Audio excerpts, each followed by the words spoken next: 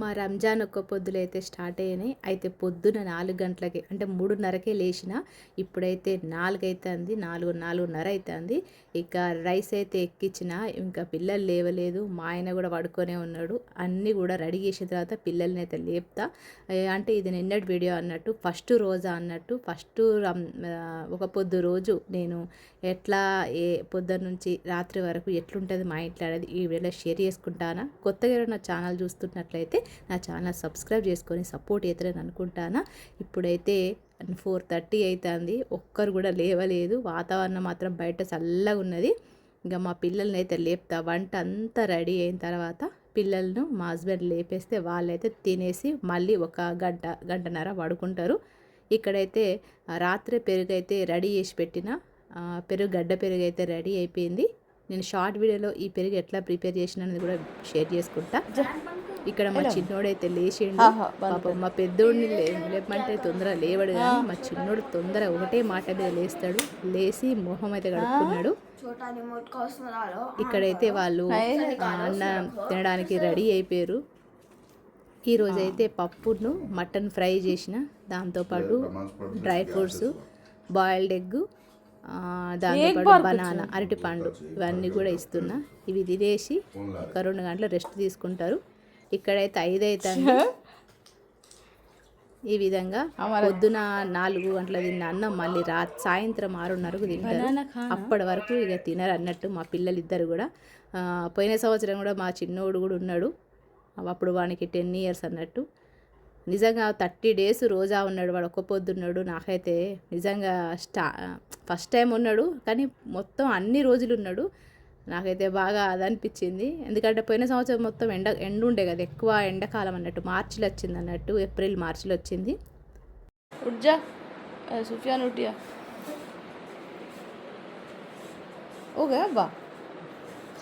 ఇక్కడైతే ఇంకా మా పిల్లలు ఇద్దరు రెడీ అయిపోయారు. ఇక మా చిన్నోడిని డ్రాప్ చేయడానికి అయితే స్కూల్కి అయితే వెళ్ళిన. ఇదైతే సాయంత్రం అన్నట్టు. అంటే ఒక 2-3 గంటలు రెస్ట్ తీసుకున్నా. మా ఆయన ఆఫీస్కి వెళ్ళిపోయాడు. మా పిల్లలు కూడా స్కూల్కి వెళ్ళిపోయిన తర్వాత మధ్యాహ్నం 4 గంటలకు అట్లా 3 గంటలకు అట్లా ప్రిపేర్ చేస్తాను. ఫ్రూట్ సలాడు, దాంతోపాటు మిర్చి బజ్జీ అయితే చేస్తాను. ఎక్కువ అయితే చేస్తలేను, ఎందుకంటే పోయిన సంవత్సరం బాగా చేసిన, కానీ ఈ సంవత్సరం మా ఆయన డైటింగ్ చేస్తున్నాడు కాబట్టి ఈ రోజా అంటే ఒక పొద్దు ఉన్నప్పుడు కూడా డైట్ ప్లాన్లో ఉన్న ఫుడ్డే తింటా అన్నాడు. అందుకని ఎక్కువ అయితే నేను ప్రిపేర్ చేస్తలేను. ఇక్కడైతే నేను యాపిల్ ముక్కలు చిన్నగా చేసుకున్నా. ఫ్రూట్ సలాడ్ చేస్తాను. అంటే ఫ్రూట్స్తో పాటు మనం కొంచెం స్పైసీ, ఎందుకంటే పొద్దున్న నుంచి ఏం తినకుండా ఉండేసరికి నాలుకంతా సప్పగా అయిపోతుంది కాబట్టి కొంచెం స్పైసీ కోసం మిర్చి బజ్జీ, కొంచెం ఎనర్జీ రావడం కోసము ఫ్రూట్స్ అయితే ఇస్తాను. ఇక్కడైతే గ్రేప్స్, దాంతోపాటు బనానా, మిలాన్, యాపిల్ ముక్కలు ఇవన్నీ కూడా వేసుకున్నా. డైరెక్ట్ ఈ విధంగా ఇస్తే పిల్లలు అంతా ఇష్టంగా తినరని చెప్పి నేను పెరుగులో ఉన్న వాటర్ అంతా తీసేసి పెరుగు అయితే గడ్డ పెరుగు అయితే తీసుకుంటాను. ఇట్లా 2 నుంచి 3 టేబుల్ స్పూన్ల వరకు గడ్డ పెరుగు అయితే తీసుకున్నా. దాంతోపాటు ఫ్రెష్ క్రీమ్ వేయడం వల్ల ఫ్రూట్స్ అనేవి మస్తు టేస్టీగా ఉంటాయి. అంతేకాకుండా టేస్ట్ వైజ్తో పాటు మనకు కొద్దిగా ఎనర్జీ కూడా వస్తుంది. ఎందుకంటే ఇవన్నీ కూడా రూఅబ్జా అవన్నీ కూడా మేము తీసుకునేటోళ్ళం. ఈసారి రూఅబ్జా అయితే తీసుకురామని చెప్పాలి. ఎందుకంటే ఒక పొద్దు ఇడవగానే మనకు చల్లటి వాటర్ కానీ నిమ్మరసం కానీ తాగితే కొద్దిగా ఎనర్జీ అనేది తొందరగా వస్తుంది కదా. అందుకని చెప్పి ఇక్కడైతే నేను జ్యూసెస్ అయితే చేయలేదు. రేపటి నుంచి జ్యూసెస్ అయితే చేస్తా. ఇప్పుడైతే ఫ్రూట్ సలాడ్ అయితే చేస్తాను. ఇక్కడ తొందరగా ఎనర్జీ రావడం కోసం నేను హనీ కూడా వేస్తాను. ఎందుకంటే హనీ తినడం వల్ల మనకు తొందరగా ఎనర్జీ అనేది ఇంప్రూవ్ అవుతుంది అన్నట్టు. ఇక్కడైతే కొద్దిగా హనీ వేసుకొని మంచిగా కలుపుకుంటాను. ఇప్పుడైతే ఫ్రిడ్జ్లో పెట్టేసుకుంటా. ఈ విధంగా అయితే ఫ్రూట్ సలాడ్ అయితే రెడీ అయిపోయింది. కొద్దిగా ఖర్జూరం కూడా వేసుకుంటాను, ఎందుకంటే స్వీట్ అయితే ఎక్కువ వేసుకోలేదు కాబట్టి మధ్య మధ్యలో మనకు డ్రై ఫ్రూట్స్ కూడా వేసుకుంటే ఇంకా సూపర్ ఉంటుంది. ఇప్పుడైతే నేను డ్రై ఫ్రూట్స్ ప్లేస్లో నేను ఖర్జూరాలు వేస్తాను, ఎందుకంటే మార్నింగే నేను డ్రై ఫ్రూట్స్ ఇస్తాను కాబట్టి. ఈ విధంగా ఫ్రూట్ సలాడ్ అయితే రెడీ అయిపోయింది. ఇప్పుడైతే మిర్చి బజ్జీ అయితే మా ఆయన అయితే తొందరనే వచ్చేయండు ఆఫీస్ నుంచి. 5:30కి అట్లా వచ్చేయండు, ఎందుకంటే ఒక పొద్దులు కాబట్టి తొందరగా వస్తాడు. ఇక్కడ మిర్చి బజ్జీ పిండి అయితే రెడీ చేసి పెట్టిన, ఇంకా మా ఆయన వచ్చి హెల్ప్ చేస్తాడు. ఈ విధంగా పొద్దున్న నుంచి రాత్రి వరకు ఈ విధంగా పని ఉంటుంది. ఎన్ని గంటలు పడుకుంటాం అనేది కూడా మీకు చూపిస్తా. ఎందుకంటే పొద్దున 3:30కు లేస్తా నేను. ఇక అప్పటి నుంచి పని చేస్తూనే ఉంటా. మధ్యాహ్నం స్కూల్కి వెళ్ళిపోయిన తర్వాత, మా ఆయన ఆఫీస్కి వెళ్ళిపోయిన తర్వాత ఒక 3 గంటల రెస్ట్ అయితే దొరుకుతుంది. ఆ టైంలో ఎడిటింగ్, రికార్డు అలాంటివి చేస్తా. ఇప్పుడైతే మిర్చి బజ్జీలు అయితే రెడీ అయిపోయినాయి, కలర్ఫుల్గా ఉన్నాయి. టేస్ట్ వైజ్ మాత్రం ఎట్లున్నాయో చూడకుండానే మేమైతే రెడీ చేసేసినాం, ఎందుకంటే టేస్ట్ చూడద్దు కదా అందుకని చెప్పి. ఇక్కడైతే మిర్చి బజ్జీలు అయితే రెడీ అయిపోయినాయి. ఇక్కడ 6:30కి అయితే మాకు టైం అన్నట్టు, ఇఫ్తార్ టైం అన్నట్టు. 6:30కు ఇంకా రోజా అయితే విడి చేసిండ్రు. ఇక్కడ పిల్లలైతే ఫస్ట్ తొందర తినేస్తారు, ఎందుకంటే పిల్లలు పొద్దున 4 గంటల తిన్న అన్నం నీళ్ళు ఇప్పుడు తిన్నారు కాబట్టి వాళ్ళు ఫస్ట్ అయితే నీళ్ళే తాగేసారు. ఇక్కడ చాందం చూద్దామని చెప్పి వచ్చిన, చాంద్ అయితే కనబడింది. ఇక్కడైతే 6:20 తక్కువ 7 అవుతుంది, నమాజ్ టైం అయింది. వాళ్ళు పాపం కొంచెమే తిన్నారు. మా పెద్దోడైతే సగం తినేసి ఆపేసిండు, ఎందుకంటే నమాజ్ టైం అవుతుందని. తొందర తినేసి వెళ్ళిపోయారు. వచ్చిన తర్వాత రైస్ అయితే ఎక్కిస్తా. కర్రీ అయితే ఇక్కడైతే చికెన్ అయితే వండుతాను. చికెన్ కర్రీ రెడీ అవుతుంది.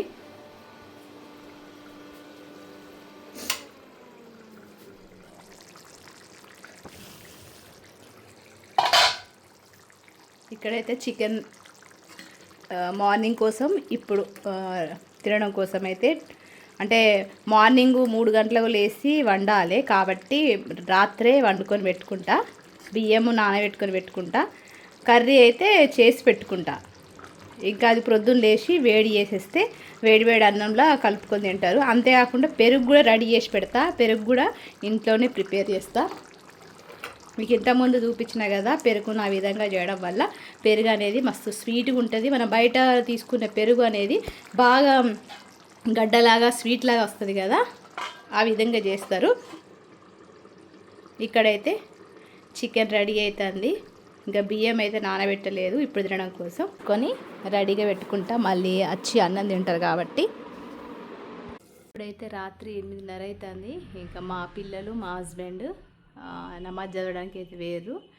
8:30కు వేరు కదా, 8:30కు వెళ్ళి రాత్రి 11ంటికి అయితే నమాజ్ చదువుకొని వస్తారు.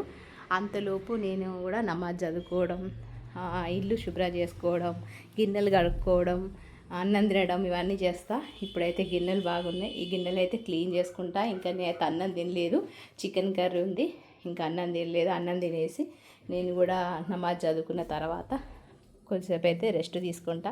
అంతలోపు 11 అయిపోతుంది. ఇంకా మళ్ళీ 3:30కు ప్రొద్దున 3:30కు లేవాలి. ఈ విధంగా మా అయితే రంజాన్ ఒక పొద్దులైతే ఇట్లా 30 రోజులైతే గడుస్తాయి. నేను రోజు కూడా మీతో షేర్ చేసుకుంటా. కొత్తగా ఎవరైనా ఛానల్ చూస్తున్నట్లయితే సబ్స్క్రైబ్ చేసుకోండి, సపోర్ట్ చేస్తారని అనుకుంటాను.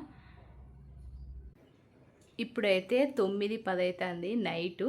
నేనైతే అన్నం తినేసిన. ఇక్కడ కొన్ని మా పిల్లల బట్టలు ఉండే, ఆ బట్టలు అయితే వాషింగ్ మిషన్లో వేసేసిన. ఇంకా గిన్నెలు ఉన్నాయి, ఈ గిన్నెలు అన్నీ క్లీన్ చేసుకొని, కిచెన్ అంతా క్లీన్ చేసుకొని అయిపోతుంది అన్నట్టు. కిచెన్ క్లీన్ చేసుకున్నామంటే మనకైతే ఇక మన ఆడవాళ్ళ పని ఉంది. ఇంకా కిచెన్ నీట్గా ఉన్నది అనుకోండి, ఇక మనకు నిద్ర కూడా మంచిగా వస్తుంది కదా. అయితే కిచెన్ అయితే మంచిగా క్లీన్ చేసుకొని, మంచిగా గ్యాస్ అంతా కూడా క్లీన్ చేసుకొని, ఈ కర్రీస్ అంతా కూడా గిన్నెలో పెట్టేసుకొని ఫ్రిడ్జ్లో పెట్టేస్తా రేపటి కోసం. అంటే రేపు పొద్దున మా ఆయనకు 4 ఎగ్స్ కావాలి కాబట్టి ముందుగానే ఉడకబెట్టుకొని పెట్టుకుంటాను. ఇక మళ్ళీ పొద్దున్న వేసి ఒక్కసారి వేడి చేసి వాటి పొట్టు తీసేస్తే అయిపోతుంది అన్నట్టు. ఇక్కడైతే ఇవి గిన్నెలు ఉన్నాయి. ఫస్ట్ అయితే క్లీన్ చేసుకున్న తర్వాత మీకు కిచెన్ లుక్ అయితే చూపిస్తా. ఇప్పుడైతే చూడరాకుండా ఉన్నది కిచెన్ అయితే. ఇప్పుడైతే 9:10 అవుతుంది. నేను 9:10 నిమిషాలకు కిచెన్లోకి పోయినా. ఇప్పుడు 9:10 అవుతుంది. నాన్ స్టాప్ కిచెన్లో వర్క్ చేసిన. ఇప్పుడు ఓవరాల్గా అయితే కిచెన్ ఎట్లున్నది, క్లీన్ అయితే అయిపోయింది. మొత్తం క్లీన్ చేసుకున్నా. ఇంకా పొద్దున్నేసి బియ్యం ఎక్కించి పిల్లలకు కర్రీ కూడా ప్రిపేర్ అయిపోయింది కాబట్టి చికెన్ కర్రీ. ఇక్కడ బియ్యం అయితే ముందుగా నానబెట్టుకొని పెట్టుకున్నా. అయితే రేపు పొద్దున ఎన్ని గంటలు లేస్తా, అసలు పొద్దున మేము ఏ విధంగా మా రోజా అనేది ఎట్లా స్టార్ట్ చేస్తాం అనేది నేను రేపటి వీడియో షేర్ చేసుకుంటా. కొత్తగా ఏమైనా ఛానల్ చూస్తే ఒక లైక్ ఇవ్వండి. కొత్త వాళ్ళు అయితే నచ్చితే సబ్స్క్రైబ్ చేసుకోండి. మరొక మంచి పిల్లలు వచ్చిన తర్వాత మరి ఎన్ని గంటలకు వస్తారనేది కూడా మీకు చూపిస్తా. ఎన్ని గంటలు పడుకుంటారని చూపిస్తా.